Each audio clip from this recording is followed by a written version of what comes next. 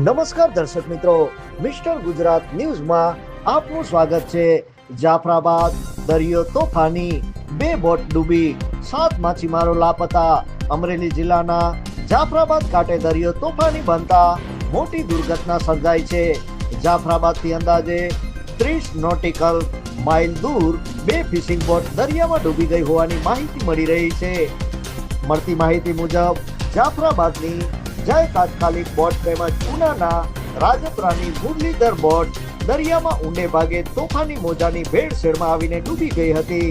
આ ઘટનામાં કુલ 18 માછીમારો સવાર હતા, જેમાંથી 11નું સફળ રેસ્ક્યુ કરવામાં આવ્યું છે, જ્યારે 7 માછીમારો હજી સુધી લાપતા છે। જાફરાબાદ બોટમાંથી 3 ખલાસીઓને, રાજપરાની બોટમાંથી 4 ખલાસીઓ લાપતા હોવાનું પ્રાથમિક માહિતીમાં જાણવા મળી રહ્યું છે।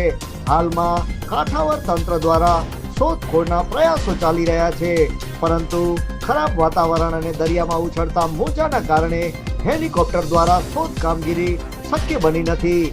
ઘટના બાદ જાફરાબાદ અને આસપાસના માછીમારોમાં ભારે ચિંતા અને ભયનો માહોલ છવાઈ ગયો છે। Bureau chief Virendrasinh Jadeja. જોતા રહો મિસ્ટર ગુજરાત ન્યૂઝ, સત્યતાની સાથે સ્પષ્ટ વાત।